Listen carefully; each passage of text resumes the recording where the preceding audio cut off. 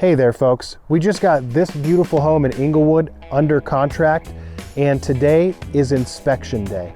Now when you get a home under contract, you know inspection day is a big day because inspection can make or break the deal.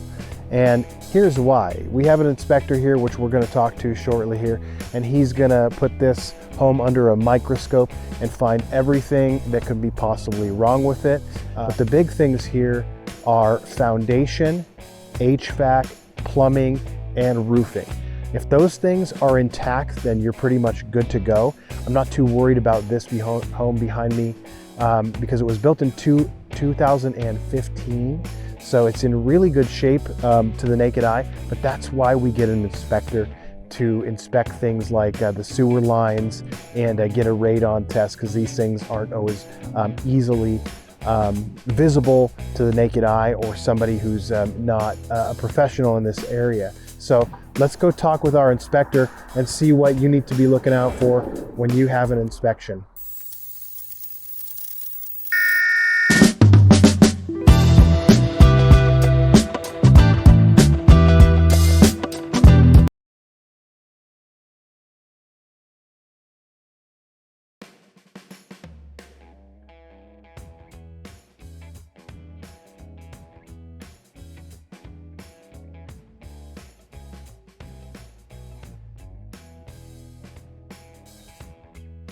All right, I'm with our inspector, Jeff Brico with From the Ground Up Home Inspection. Yeah, and Jeff's going to tell us the top 5 things he's looking for when doing a professional inspection.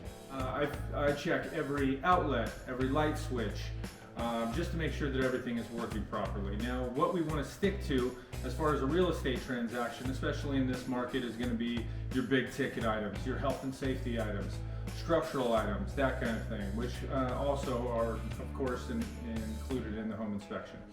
My main things, we're going to be looking at the roof, we're going to be looking at the HVAC, the electrical, the plumbing, and obviously the structure of the property. Any health and safety items as well, those are very important to make sure that everything's nice and safe and that you're making a good investment in this property. All right, Jeff, and what are the top 3 things that typically break a deal? I would say either structural issues or big ticket items such as a roof, old furnaces that, maybe not working, or something that could be a cost to the client or buyer right off the bat. That's typically going to be, a sewer line, something like that. That can get real expensive real fast. So that's going to want to be negotiated in the terms of the sale of the property. Awesome, and we're actually in a home that's relatively new. It was built in 2015.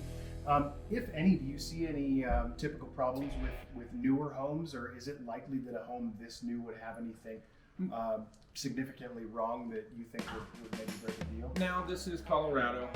You can always count on some signs of settlement. We have very expansive soils here, bentonite included. So as it gets hot, cold, it expands, contracts. So if drainage is not properly away from the house, you can't get some water that settles. They can cause foundation issues. Also can cause a sewer line to sink, crack, and we can have some issues there. So we're going to check all of those and make sure that they're up to par and in good working condition. Awesome. Well, if you need an inspector, I highly recommend Jeff here with From the Ground Up Home Inspection. From the Ground Up Home Inspection. Also, thanks a lot, Jeff, for doing this inspection, and thanks for talking with us. Always, my friend. All right, bye-bye.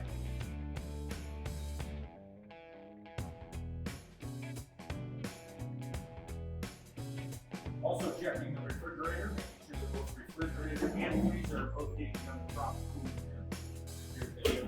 I'm going to check the water feature on the front door here, make sure that we do have an active water line, which we do, and checking the ice. Now, also inspecting the cooktop. I want to make sure that all 4, actually 5 with the warming center, I want to make sure that all fire up with normal operating controls, which appears they do.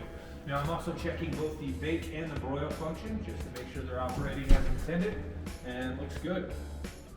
All right, Jeff, I often hear you say normal operating controls. Yes, so basically we want to make sure that everything in the house is working, like I said, with normal operating controls, meaning normal function.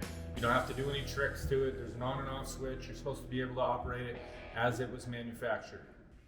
All right, Jeff, so what is this thing down here? So this is a plug-in carbon monoxide detector, which I personally like better. Now, carbon monoxide detectors have a shelf that they have to be replaced every 5 years. Smoke detectors every 10 years. Now, especially in places with tall ceilings like this, carbon monoxide is a very heavy gas. So to me, I want to know when the level is down here rather than up top here. So I do like these a lot better, a lot safer. Also checking the garbage disposal, I just like to make sure that it is properly secured to the bottom of the sink basin with no leaks at the leak trap. And it's good. All right, we're here with Jeff Braco, and we have found this is a radon mitigation system here. Right. Now, tell us the problem you usually see with these things, and you had mentioned their installation. Correct. Yeah. So radon is high in Colorado. I would say 50% of the homes I test are probably above the EPA standards. Now this is a mitigation system, which basically there's a couple of different types of mitigation: depressurization underneath the slab, or we go through a crawl space, which we then encapsulate and mitigate from there. Now you're supposed to, it goes up and out and to the exterior. You can't really see, but this goes above the roof line here. Now you're supposed to have an electrical disconnect within the line of sight. So typically you will either have an on and off switch that's right here, or you'll have in the electrical panel, you'll have a breaker that is dedicated for the mitigation system. So even though this does have mitigation, it has been done incorrectly. So we'll note that in the report. Okay. And what's incorrect about it is it does not have The electrical, visible. yeah, it's supposed to have an electrical disconnect within line of sight of the system. Gotcha. Yep. Okay. All right. All right. Good to know.